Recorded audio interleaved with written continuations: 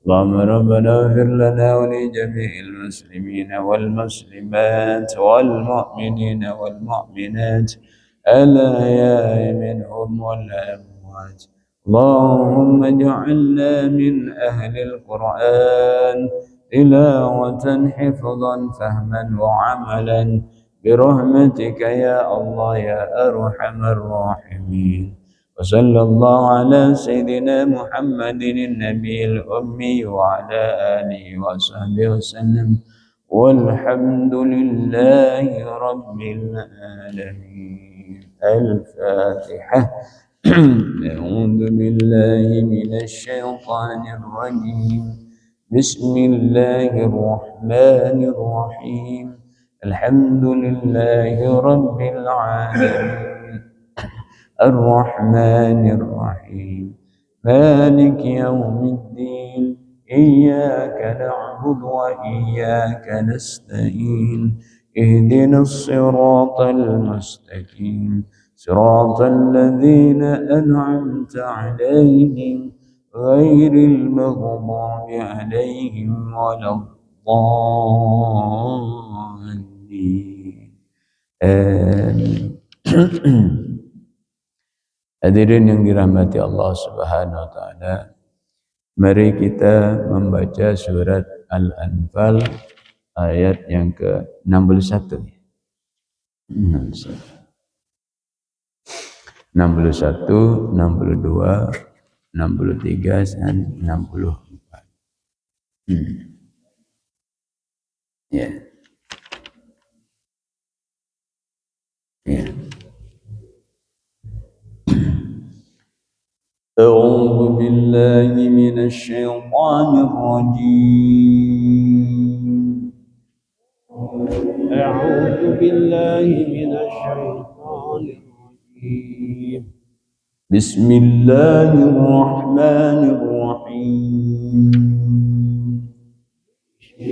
بسم الله الرحمن الرحيم. وإن جنحوا للسلم فاجنح لها وتوكل على الله. وإن جنحوا للسلم لها وتوكل على الله. إنه هو السميع العليم. إنه هو السميع العليم. وإن يريدوا أن يخدعوك فإن حسبك الله. وإن يريدوا أن يخدعوك فإن حسبك الله. والذي أيدك بنصره وبالمؤمنين. والذي أيدك به وبالمؤمنين. وألف بين قلوبهم. وألف بين قلوبهم. لو أنفقت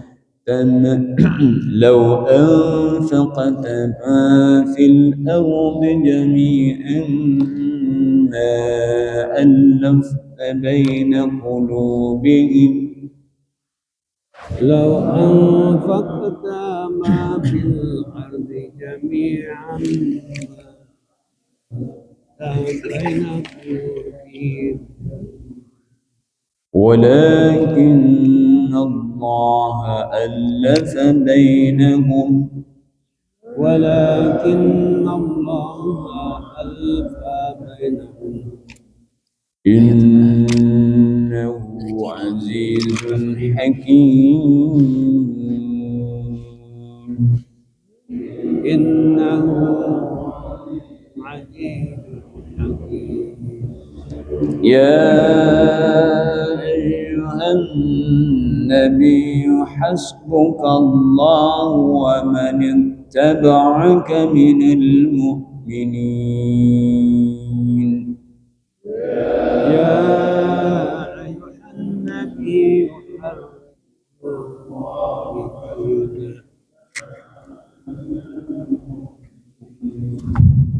صدق الله العظيم صدق الله العظيم.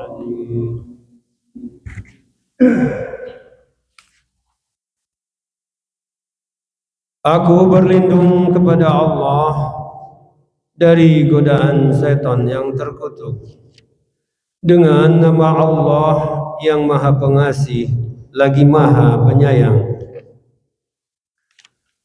Tetapi jika mereka condong kepada perdamaian, maka terimalah dan bertawakallah kepada Allah.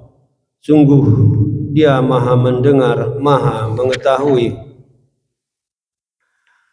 Dan jika mereka hendak menipumu, maka sesungguhnya cukuplah Allah menjadi pelindung bagimu. Dialah yang memberikan kekuatan kepadamu dengan pertolongannya dan dengan dukungan orang-orang mukmin. Dan Dia Allah yang mempersatukan hati mereka, orang yang beriman. Walaupun kamu menginfakkan semua kekayaan yang berada di bumi, niscaya kamu tidak dapat mempersatukan hati mereka. Tetapi Allah telah mempersatukan hati mereka. Sungguh Dia Maha Perkasa, Maha Bijaksana. Wahai Nabi Muhammad, cukuplah Allah menjadi pelindung bagimu dan bagi orang-orang mukmin yang mengikutimu. Maha benar Allah dengan segala firman-Nya.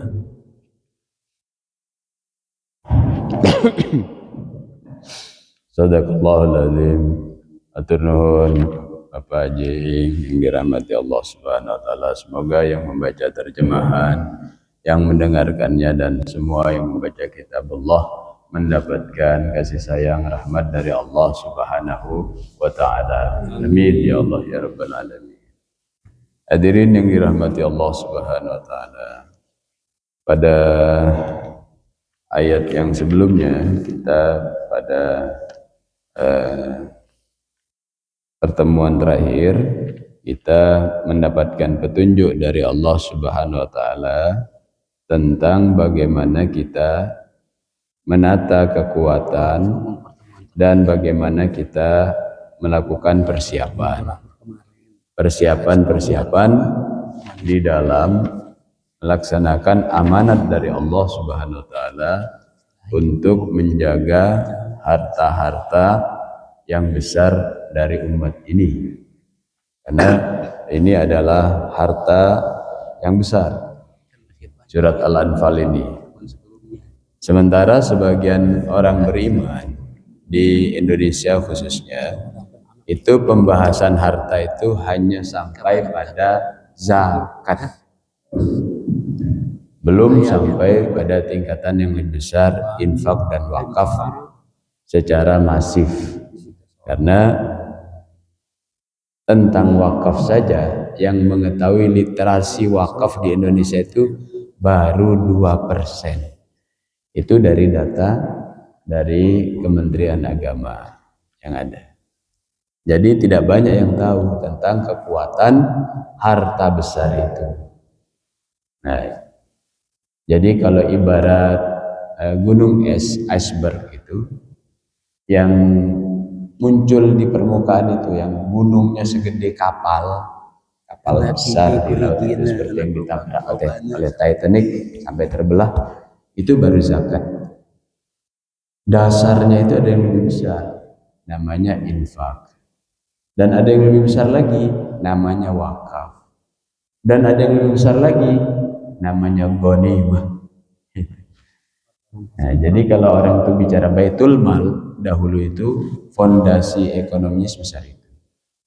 Maka kalau kemudian para sahabat seperti Abdurrahman bin Auf radhiyallahu an, Umar ibn Khattab radhiyallahu an, lalu kemudian mereka kaya, kemudian orang hanya membahasnya dari entrepreneurship, wah itu menutupi sejarah.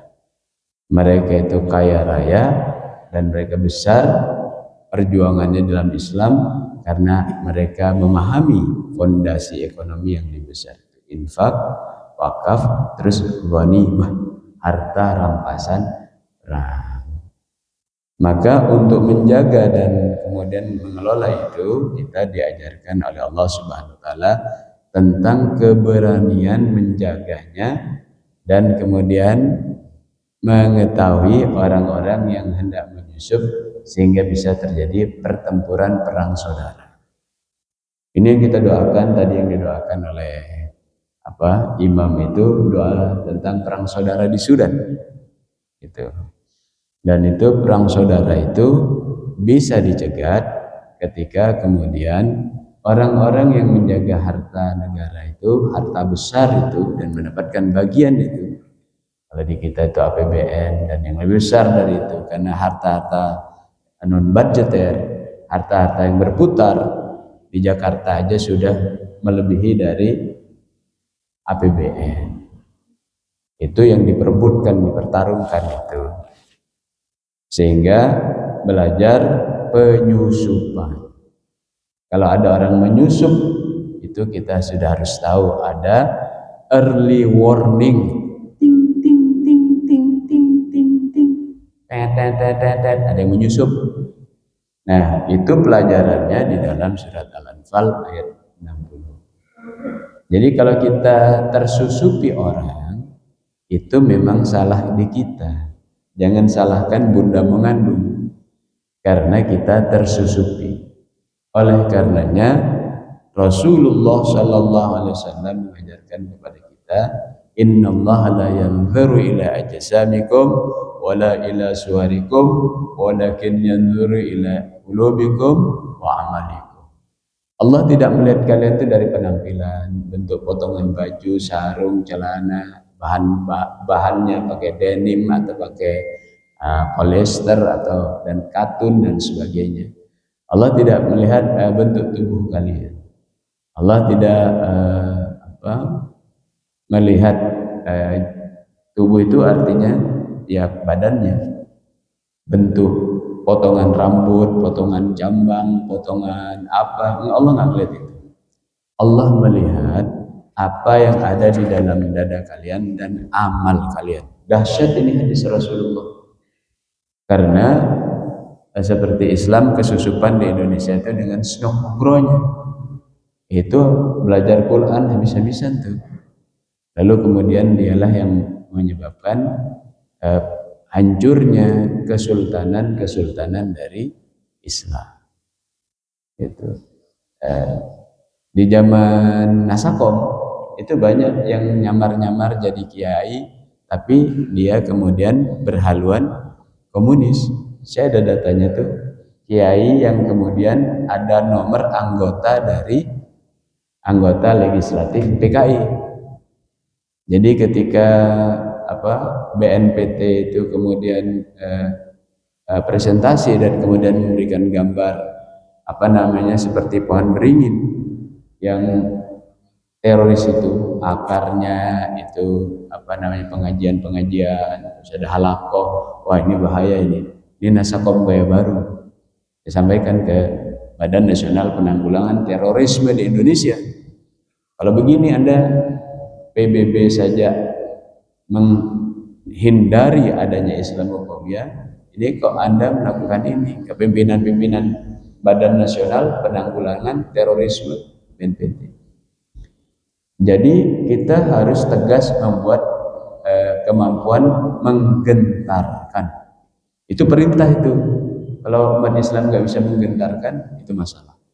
Nah, ini ada di dalam surat Al-Anfal ayat 60. Kemampuan tidak tersusupi, tidak tertipu dengan penampilan, kemudian macam-macam.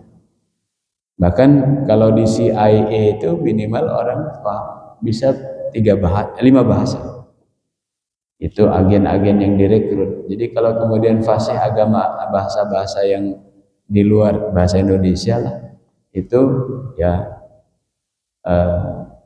gampang, apalagi cuman pakai baju begini nih, cari baju aja di Tanah Abang udah kelihatan kayak ustadz. Maka pelajaran mendasar yang ada di dalam surat Al-Anfal itu membuat kita tidak boleh tertipu, harus memiliki ketajaman basyirah, mata hati, melihat reputasi dan sebagainya. Hadirin yang dirahmati Allah Subhanahu wa taala. Maka ketika kita berhadapan dengan musuh-musuh Allah dan musuh kalian, turhibuna bihi. Nah, di situ disebutkan aduwallahi wa aduwakum wa akharina min dunihim la ya'lamunahum Allahu ya'lamuhum. Kalian tuh harus bisa menggentarkan musuh Allah, menggentarkan pemerintahnya. Bukan sekedar kemudian kita bisa berbaik-baik saja. Karena kalau cuma berbaik-baik saja, agama lain bisa menggentarkan. Tapi menggentarkan itu bukan nakut-nakuti. Kalau kemudian tangkap fufu fafa, setelah itu nggak ditangkap, itu namanya nakut-nakuti. Ukur-ukur kalau kita mau bicara, gitu. Jadi kalau misalnya ada orang mengatakan tutup tuh bioskop, kerjaannya memutar film yang jorok, yang kotor, gitu. Besoknya langsung ditutup, nah itu baru tuh dai namanya. Jadi ukur-ukur kalau mau mengucapkan sesuatu. Kalau enggak nanti seperti macan kertas, giginya dari kertas lepek taringnya dan sebagainya. Nah, jadi begitu cara kemudian di dalam Al-Quran Al-Karim membuat musuh gentar. Apa yang membuat musuh gentar itu? Massa. Maka di dalam Al-Quran itu nanti ada yang berebut massa untuk kemudian memiliki positioning menggentarkan. Baik itu urusan rebutan market, rebutan murid dan sebagainya. Ada yang kemudian niatnya adalah menggentarkan. Jadi tergantung niat itu mengumpulkan massa itu. Kalau tidak, jadi olah-olah massa itu oleh tokoh-tokoh yang mengumpulkan massa. Maka ini adalah pelajaran mendasar dari kitabullah, sehingga kalau kita berkumpul itu tujuannya menggentarkan. Hadirin yang dirahmati Allah Subhanahu wa taala. Dan ketika orang itu sudah gentar kepada Islam dalam dakwah ini, maka kemudian jangan diperalat. Dia harus dibangun kekuatannya untuk menggentarkan yang lain yang mau menghisap darah umat ini, sehingga mereka tidak kebagian harta rampasan perang, atau yang ada di kita setidaknya tidak kebagian APBN, itu kan diambil dengan pajak, diambil dengan ini itu. Mestinya rakyat kebagian. Itu nanti ada perintah-perintah berikutnya. Hadirin dirahmati Allah Subhanahu wa taala. Kalau kemudian mereka sudah ingin janah hasyai wa ilaihi, artinya orang itu sudah cenderung, seperti disebutkan itu digunakan biasanya matahari mulai terbenam ke barat. Jadi orang sudah pengen belajar Islam, cenderung udah ketahuan dia mata-mata dan sebagainya, dan ingin berbuat baik, maka di situ disebutnya wa in janahu lis-salmi. Kalau kemudian dia mau melakukan Islam, taat pada Islam, maka tawakal 'alallah. Nah, di dalam menghadapi penyusupan dan orang-orang yang membuat, apa cirinya penyusupan itu? Kalau sudah penyusupan itu terjadi, orang beriman itu nggak mau lagi berjihad karena tidak menggentarkan. Cirinya adalah orang-orang ini mengajak jauhi jihad. Jadi kalau ada pembahasan jihad, skip aja. Nanti itu dibahas sebagai tokoh kemunafikan di dalam surat At-Taubah nanti. Kalau ada jihad, bahkan jihad ini tidak diartikan dengan makna sebenarnya. Padahal jihad itu di kitab-kitab klasik itu artinya perang, saling berhadapan, qital, hukumnya perang sampai mati syahid. Tapi belakangan kemudian diangkat hanya sampai kepada etos kerja keras. Nah itu cirinya begitu. Maka mendidik anak muda supaya mereka bisa datang ke masjid, kekuatan mudanya itu harus dibangun. Kalau tidak, anak-anak muda ini tidak mau datang ke masjid karena mereka melihat masjid tidak ada semangat untuk melakukan perubahan cepat. Yang ada adalah kumpulan orang-orang tua seperti Nur Zaman ini yang tinggal sedikit lagi masuk ke alam kubur. Anak muda nggak usah gitu. Dia mau nyencuan bicara kalau ada untung, bukan bukan mata uang China ya. Untung, ada untung, baru dia bicara. Maka dia senang di kafe, begitu. Seharusnya mereka itu mengerti tentang ilmu ini, mendapatkannya di masjid, sehingga mereka tahu bagaimana melakukan kolaborasi. Hadirin yang dirahmati Allah Subhanahu wa taala, maka ketika kita sudah tawakal ala Allah, itu cukup Allah itu jadi backup kita. Allah itu cukup jadi backup. Maka hadirin yang dirahmati Allah Subhanahu wa taala, di sini ada ayat diksi dari ayat ini yang luar biasa, yaitu adalah hasbukallah. Kalau kalian tawakal kepada Allah dan tahu caranya, maka kalian nanti akan mendapatkan backup dari Allah, cukup dari Allah. Apakah itu nanti penyusupan, apakah itu nanti kemudian mereka ini diserang dan sebagainya, atau kemudian mereka mendapatkan aborsi, digagalkan ketika menguasai harta umat ini, akhirnya dikasih receh-receh. Itu di dalam ayat ini diajarkan kalau mereka sudah mau kembali ada taubat itu hendaknya tawakal ala Allah, baik ayat yang 61 dan ayat yang 62. Maka hadirin yang dirahmati Allah Subhanahu wa taala, di dalam surat At-Talaq itu, di mana di sana kemudian diajarkan bagaimana kita memiliki kekuatan. Maka di sana ada yang namanya ayat 1000 dinar, itu kan yang dipakai di pesantren, itu, yaitu ujung dari ayat yang kedua, kemudian ayat yang ketiga, itu di dalam surat At-Talaq. Ujung ayat yang kedua itu a'udzubillahi minasyaitonir rajim. Wa may yattaqillaha yaj'al lahu makhraja. Barang siapa yang takwa kepada Allah, dia akan diberikan jalan keluar. Wa yarzuq, ayat ketiganya, wa yarzuquhu min haitsu la yahtasib, dan akan diberikan oleh Allah Subhanahu wa taala rezeki yang dia tidak bisa prediksi. Rezeki yang dia tidak prediksi. Di mana rezeki itu? Rezeki itu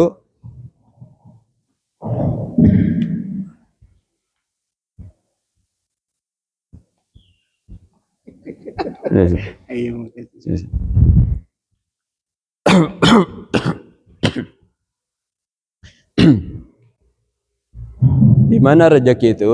Rezeki itu dia tidak prediksi karena dia bisa mendapatkan sesuatu yang luar biasa. Lebih dari sekedar proposal yang dia bikin.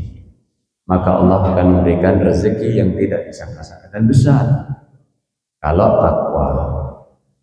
Berikutnya pada ayat yang ketiga itu disebutkannya bahwa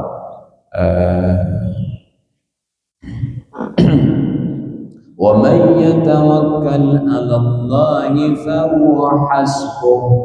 Barang siapa yang tawakal kepada Allah, cukuplah Allah menjadi backingnya. Jadi kadang kita tuh bangga nyari backing, melobi kesana kemari, nyari teman reunian, sudah jadi jenderal dan sebagainya. Kita lupa ada backing yang maha kaya dan maha kuat dan bijaksana. Itu pembaca surat Al-Anfal akan menemukan itu ketika dia berhadapan dengan orang yang menakut-nakutinya. Jadi Allah akan mencukupkan dan kemudian akan memenangkan kalian atas orang-orang yang mencoba menyerang umat Islam dan menyusup kepada umat Islam. Jadi just relax saja kalau kemudian ada orang yang bahkan ketika ada orang yang mengajak berjihad, kita harus sejak dialog dia. Anda sudah siapkan latihannya seperti apa kepada anak-anak muda, gitu. Anda sudah latihan long march naik ke Gunung Salak. Jangan-jangan dia cuma ngipas-ngipasin. Ada zamannya reformasi itu ada yang ngipas-ngipasin. Ayo perang, ayo. Pas disuruh abang aja yang duluan, pucat pasti kayak mayat. Gitu kan. Waktu kita mengepung di PR. Gitu. Jadi memang Quran itu hidup, saudara-saudara. Bapak-bapak yang dirahmati Allah. Barang siapa yang tawakal Allah, dia merebahkan kepada Allah, nanti urusannya Allah yang beresin. Allah jadi backupnya. Namanya hasbuh. Dialah Allah yang akan menjadi backingnya. Nah, jadi kalau umat Islam yang jumlahnya mayoritas nyari backing kepada selain Allah, nanti dia pasti tidak akan jadi pemenang. Paling banter dia dapat receh-receh dari anggaran negara. Backingnya Allah, minta tolong pada Allah. Maka konsep kooperasi yang kemudian kita kembangkan itu adalah konsep bagaimana memberikan golden share kepada Allah. Kejadian itu ada kan di Mesir kan? Orang kalau kemudian bertanya kooperasi, bertanya begini, jumlah anggotanya berapa? Itu dia tidak mengerti kooperasi. Karena kooperasi yang menjadi kekuatan ekonomi di dalam umat Islam ini yang diajarkan oleh para ulama itu kooperasi yang ada di Undang-Undang Dasar 1945 itu dengan penjelasannya. Tapi kalau yang di luaran sering terjadi kooperasi yang jadi pakai namanya satu untuk menjadi Windows dari bank. Jadi kemudian karena bank tidak kuat ngurus yang kecil-kecil tuh, pinjaman cuma 5 juta, 10 juta, tellernya capek, marketingnya capek, dia mau yang di atas miliar, 10 miliar baru senang tuh, ada provisi dan sebagainya. Maka kemudian koperasi dipakai untuk ditipin uang bank diputar-putar pada sektor mikro dan ultra mikro. Maka koperasi kemudian ditanya berapa jumlahnya, karena dia ingin memutar-mutar di atas uang. Koperasi dalam undang-undang 9 aja sudah cukup, karena itu pelajaran dari para ulama, ya kan, bikin koperasi. Ada yang niatnya jadi korporasi, ada yang niatnya jadi perpanjangan bank. Maka koperasi di dalam ini, yang di dalam gerakan yang bisa menggentarkan musuh Allah itu contohnya seperti yang terjadi di Mesir. Ada 9 orang ngumpul. Ayo, ini real terjadi. Yang almarhum almarhum Saleh itu yang di Mesir. Dia ngumpul dengan 9 orang. Lalu kemudian dia bikin usaha kecil, bikin roti dan sebagainya. Tapi sudah komitmen 10. Dia 9 orang. Dia bilang yang 10-nya itu adalah Allah. Jadi ketika berbisnis untung 100 juta itu dibagi 10, padahal orangnya 9. Masing-masing dapat berapa tuh? 100 juta bagi 10. Si A 10 juta, si B 10 juta, si C 10 juta, si D 10 juta, si E 10 juta, si F 10 juta, G 10 juta, H 10 juta, I 10 juta. Satunya dikasih pada Allah. Untungnya itu 10 jutanya disedekahin. Moncer tuh bisnisnya sampai bikin perguruan tinggi, transportasi, karena menggunakan kekuatan backupnya Allah. Saya tawarkan itu ke Majelis Ulama Indonesia ketika Buya Anwar Abbas mengatakan kita harus berhadapan dengan oligarki. Kita bertanya, itu di Vatikan ada konglomerasinya tuh yang membackup Vatikan. MUI punya apa? Saya bilang. Lalu kemudian ketika dialog saya mengusulkan itu, hidupkan koperasi sesuai dengan Undang-Undang Dasar 1945. Jadi pada penguatan sektor real, jangan kemudian memutar uang pinjam-pinjam di atas uang dari bunganya lalu dinamakan pembagian dan sebagainya. Ini Quran yang mengajarkan, dipakai para ulama. Umat Islam kemudian tidak menggunakan backup Allah, tidak ikut sertakan Allah. Maka akhirnya setelah berkembang, tadinya kan 10% dikasih pada Allah, ya kan? 10. Sekarang 20% golden share-nya dikasih pada Allah. Itu kejadian. Jadi ketika untungnya itu 1 miliar, ketika itu berkembang itu, maka kemudian yang diberikan kepada Allah itu 20%. Jadi 200 juta. Terus berkembang karena Allah dikasih golden share. Saya tawarkan ke majelis ulama, kiai-kiai itu kasih golden share dari bisnisnya umat, supaya kiai-kiai itu tidak menadakan tangan kepada oligarki yang kemudian menghisap darah rakyat. Itu saya tawarkan. Ini ntar lagi Munas MUI ini bulan November. Kita dorong supaya MUI nanti tidak menakar murah dirinya di hadapan oligarki, minta bantuan, sponsorship, segala. Cuma hidup dari sana. Tapi sekarang pemuda-pemuda yang ada di Majelis Ulama Indonesia sudah mulai tumbuh hebat. Sekarang periode yang sekarang hebat. Ketumnya juga begini. Hadirin yang dirahmati Allah Subhanahu wa taala, maka untuk melakukan penguatan itu harus terjadi kohesivitas, kekuatan daya ikat yang kuat. Itu yang ada pada surat Al-Anfal ayat 63. Apa itu? Sambungan kolbu, namanya takliful qulub. Dan Allah menyebutkan, kalau kau benar-benar minta backup sama aku, kata Allah, kalian akan dibantu di dalam mempersatukan umat supaya jangan pecah belah.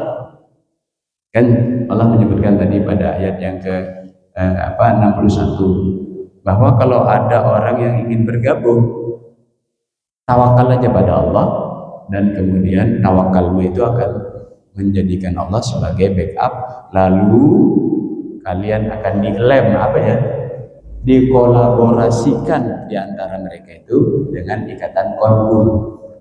Maka pada ayat ini disebutkan wa'allafa baina qulubihim, Allah Subhanahu wa taala yang melembutkan kolbu-kolbu sehingga mereka bisa bersatu. Kan sering bertanya tuh, kenapa umat Islam banyak di Indonesia tapi pecah belah? Barangkali ini yang bisa dilakukan, gitu kan? Dan Allah yang melembutkan kolbu di antara kalian. Kalau kalian memancing-mancing orang, mengajak-ngajak bersatu dalam organisasi, hanya mengandalkan iming-iming. Apa iming-iming itu? Iming-imingnya dapat dunia dan seisinya, Pak. Bukan hanya dapat tantiem, bukan hanya dapat golden share, tapi kalau kalian membiayai organisasi, perusahaan, kekuatan jamaah itu dengan iming-iming dunia, kalian tidak bisa membuat kolbunya bertaut menjadi satu.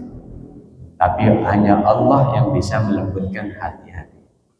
Maka ketika kita melihat umat Islam kolbunya nggak bisa nyambung, maka hanya Allah yang bisa melakukannya, dan ini harus kita backup pada Allah dan berdoa. Nggak bisa kita kemudian ngajak orang bersatu diceramain, nggak bisa. Kalau sudah orang itu berseteru nggak mau bersatu, hanya Allah gitu. Hadirin yang dirahmati Allah Subhanahu wa taala, maka hasbukallah diulang berulang kali, dan itu kemudian yang bisa melakukannya adalah orang-orang yang percaya bahwasanya cara begitu bisa melindungi orang beriman.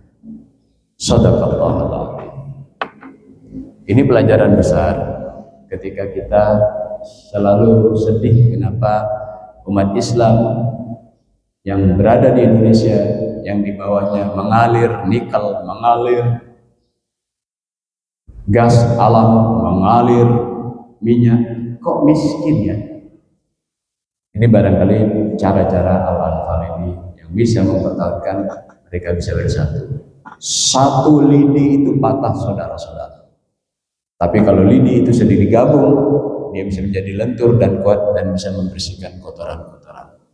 Maka perintah-perintah Al-Quran nanti mengatakan bersatulah,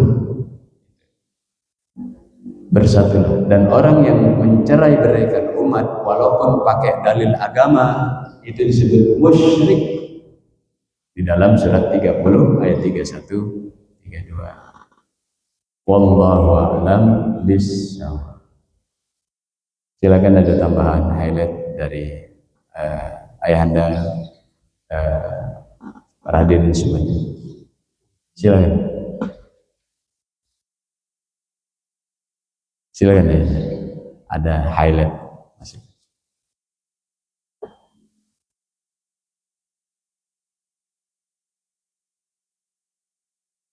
Mic-nya Pak.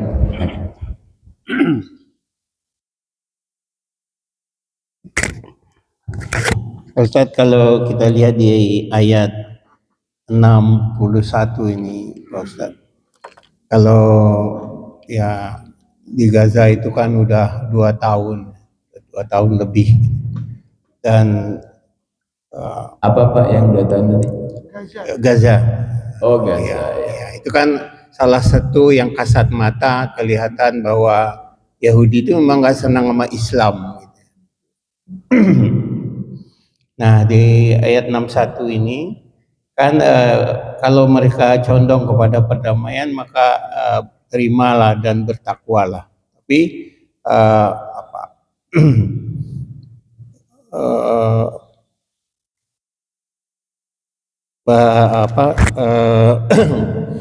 berhenti sementara ini kan dulu udah pernah, terus gangguan-gangguan, sekarang juga begitu. Ini kan karena Presiden Amerika aja pemimpinnya ini, makanya perangnya nggak besar lagi gitu. Nah, kira-kira di ayat ini Pak Ustadz, apakah ini juga bisa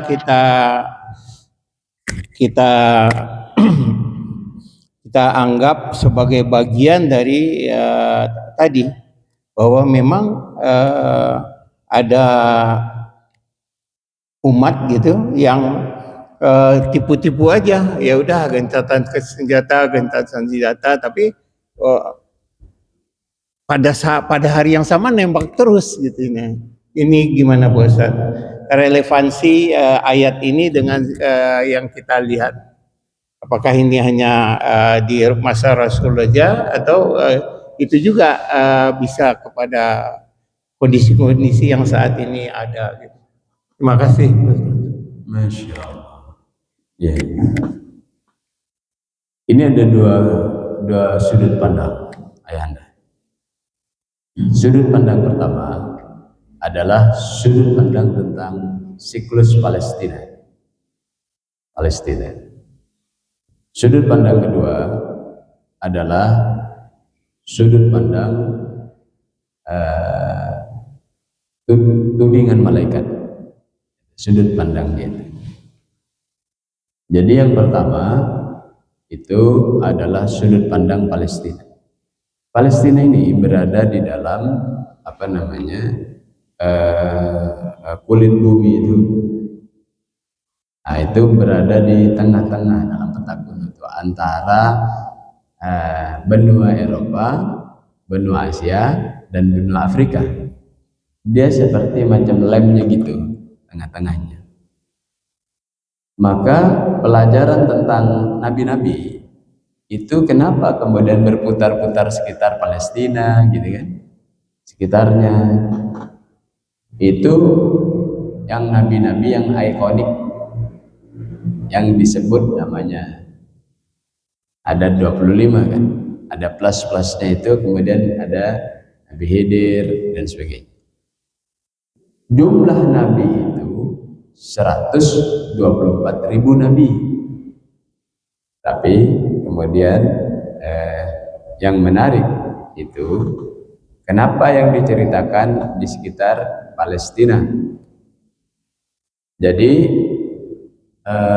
Palestina itu adalah pelajaran mendasar dalam sejarah yang akan terjadi perulangan-perulangan. Apa perulangan-perulangannya itu?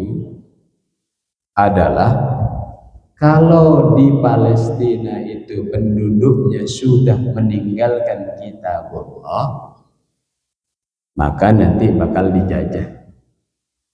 Nah, melihat sejarah, jangan diukur dengan usia kemanusiaan. 60 tahun, 80 tahun. Kok dari saya kecil sampai gede nggak beres-beres? Melihat sejarah itu harus diukur dengan usia peradaban. Jadi terjadi siklus di Palestina itu ada di dalam surat Al-Maidah ayat yang ke-71. Itu siklus Palestina. Pada surat Al-Maidah ayat 71 itu Allah berfirman, A'udzubillahi minasyaitonir rajim. وَحَسِبُوا أَلَّا تَكُونَ فِتْنَةٌ فَآمَنُوا وَصَمُّوا. Dan orang-orang itu mengira bahwa tidak akan ada fitnah ketika orang itu buta tuli. Buta tuli terhadap apa? Kitabullah. Jadi di Palestina itu dibikinkan Masjidil Aqsa itu oleh Nabi Adam alaihissalam. Setelah membuat Masjidil Haram, ketika turun ke muka bumi, 40 tahun berikutnya membuat kolaborasi Masjidil Aqsa. Itu yang bangun Nabi Adam alaihissalam. Kenapa kemudian membangun masjid itu? Karena nanti dijelaskan nih di dalam surat Taubah nanti, masjid itu yang menyelamatkan peradaban. Itu Rasulullah SAW juga kemudian begitu datang ke Madinah hijrah bangun masjid. Nanti dijelaskan kenapa begitu, itu di dalam surat At-Taubah. Nanti dijelaskan kolaborasinya di mana itu, di dalam surat Al-Isra. Maka di situ disebutkan pada surat Al-Maidah 71, orang mengira kalau dia buta tuli, mereka buta tuli terhadap kitabullah, nggak ngerti dia kitabullahnya apa. Itu berbagai kitabullah.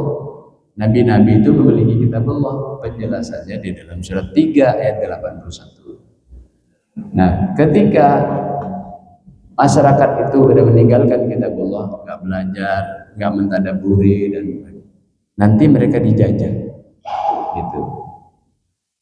Nah, itu terjadi penjajahan berulang-ulang sebelum Zionis ini di Palestina itu. Sehingga terjadilah kisahnya Talut, kisahnya ya, Nabi Daud, Nabi Sulaiman. Itu tadinya dijajah. Kalau kembali ngaji kitabullah, penjajahannya diberesin oleh Allah. Karena tadi ada kata hasbukallah. Cukup bagi kalian itu menghadapi musuh yang mungkin membuat kalian gentar, itu cukuplah bertanya pada Allah roadmap-nya, pertanyaannya. Jangan nanya yang lain dulu. Nah, itu tadi, ini kaitannya dengan surat Al-Anfal yang kita baca, surat Al-Maidah. Kemudian thumma taballahu alaihim. Maka ketika mereka taubat kepada Allah, apa yang dimaksud taubat dalam surat Al-Maidah ayat 51 itu? Ngaji lagi, tadabbur lagi, merenungkan lagi roadmap dari Allah, maka mereka dibebaskan dari penjajahan. Termasuk ketika Nabi Musa alaihissalam membebaskan penjajahan orang Filis. Orang Filis itu gede, tinggi, besar di Palestina, maka disebut Palestina. Di dalam cerita surat Al-Maidah ayat 21, 22, 23, 24 dan seterusnya. Dan kemudian yang menjebolnya itu adalah Nabi Yusha bin Nun yang digembleng oleh Nabi Musa alaihissalam bertemu dengan mentor dan coach yang namanya Nabi Khidir. Itu adalah dalam surat Al-Kahfi. Yang menjebolnya itu Nabi Yusha yang ditenteng Nabi Musa itu. Nah, maka kalau orang sudah kembali kepada kitabullah, maka orang itu akan membasmi penjajahan. Itu yang terjadi di Indonesia. Maka ketika gerakan Hamas itu mengerikan bagi Amerika dan bagi Israel, saya melihat itu pelaksanaan surat Al-Maidah ayat 71. Bayangkan mereka dalam sebulan, saya pernah mendengar itu, dalam sebulan mereka bisa melakukan hafalan Quran. Coba bayangkan itu. Dan itu bukan anak kecil, pejuang-pejuang itu. Mereka sambil menjadi sniper, ada Quran nih di saku mereka. Ketika mereka di terowongan-terowongan, itu mereka menghafalkan Quran. Terowongan itu jaraknya bisa hampir 1 kilo. Karena kalau kurang dari itu, layernya masih dibaca oleh satelit yang kuat dari Israel. Nah, di bawah itu mereka melakukan hifdzul Quran. Itu dahsyat cerita kawan-kawan yang Hamas itu. Gitu. Tapi difitnah terus kan sama orang-orang yang mengatakan bahwa mereka yang membantai dengan Tufanul Aqsa itu namanya semantic game. Kalau orang Yahudi yang membunuh kita disebut balas dendam di berita itu, mau medsos, mau media cetak. Kalau Hamas yang melakukan pembunuhan disebut pembantaian, itu namanya semantic game. Wasul fikir, sehingga Hamas memang jahat, kira-kira gitulah. Tapi kan dengan gerakannya itu, dengan mereka kembali kepada kitab Allah, pengajiannya hebat itu. Tiba-tiba ketika mengantar sandranya, kan mobilnya bagus-bagus yang keluar dari persembunyian itu. Bahkan mereka bisa membuat misil, rudal dan sebagainya. Ini disebut dalam surat Al-Maidah ayat 71 itu, kalau mereka taubat, maka kadang-kadang kita taubat, sholat taubat dan sebagainya, tapi setelah itu nggak tadabbur Quran, ada permasalahan dia. Nggak, dia tidak tahu peta jalan menuju akhirat itu, karena dia nggak betah bahas Quran. Tapi kalau bedah buku, pengennya lama-lama bedah buku, tapi bedah Quran nggak tahan. Nah, jadi taubatnya itu belajar kembali kitab Allah. Maka tsumma taballahu alaihim tsumma amu wa sammu katsirun minhum. Ketika mereka nanti sudah dilepaskan dari penjajahan karena adanya nabi yang membacakan kitab Allah, mengajarkan kitab Allah, mendampingi kitab Allah, itu dijelaskan dalam surat Ali Imran ayat 164. Didampingi oleh para ulama yang turun ke lapangan. Nanti mereka faham dan bebas dari penjajahan. Tapi ketika mereka kemudian buta lagi, summa amu wa sammu, dan banyak itu nanti dijajah lagi. Maka dulu ada Hiksos, ada Fir'aun, macam-macam kan. Ada kemudian bangsa-bangsa yang membantai di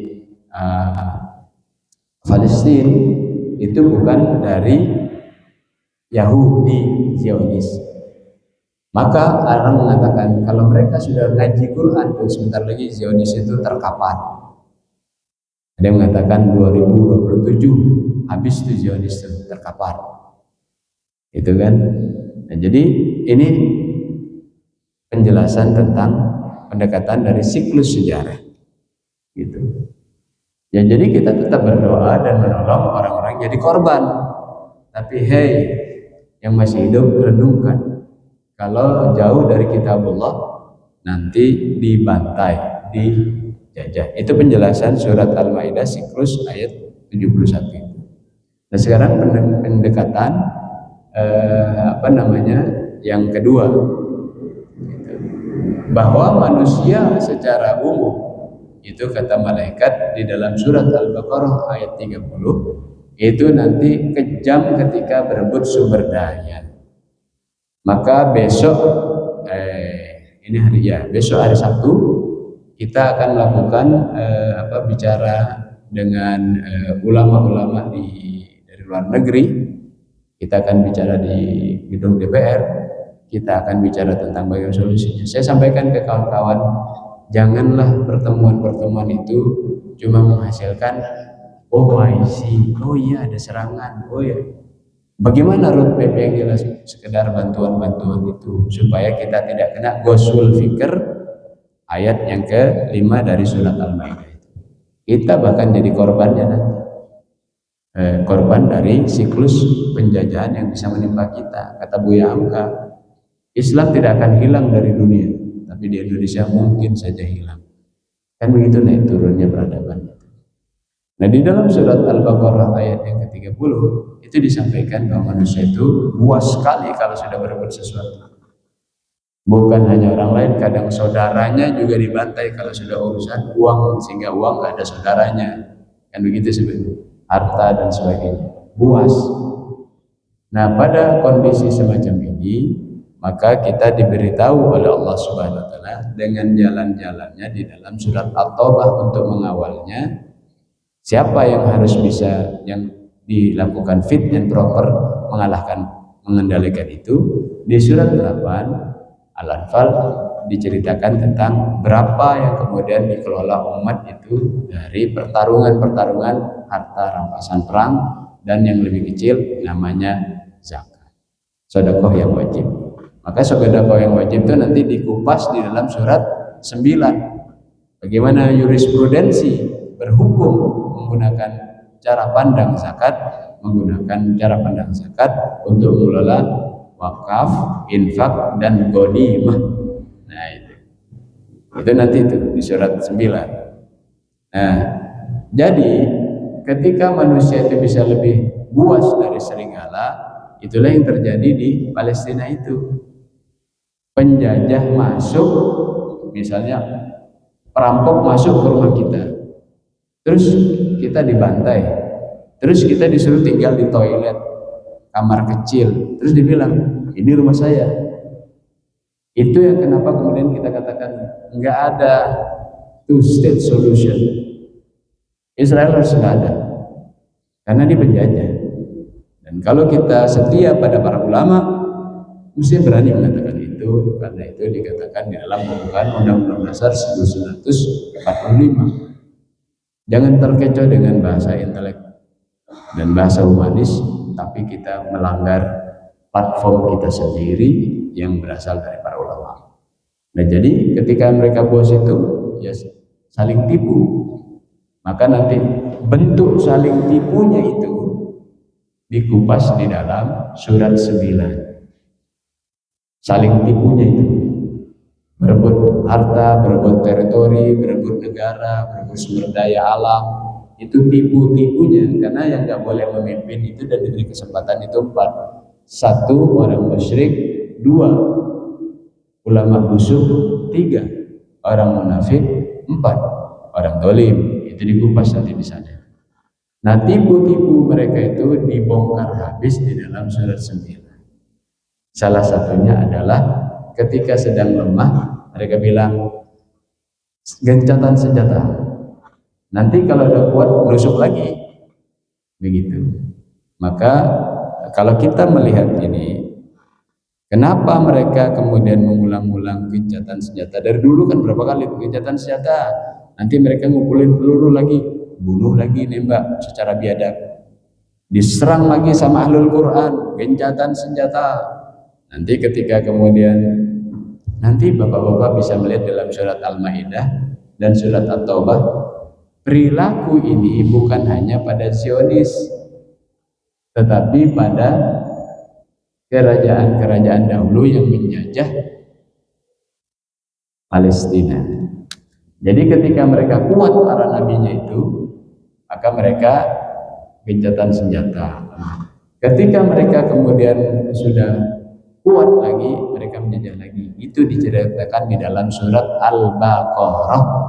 Ketika sudah masuk menguasai Palestina, lalu kemudian mereka nggak ngaji lagi, kitabullah nggak dikaji lagi, itu usianya ratusan tahun, ratusan tahun.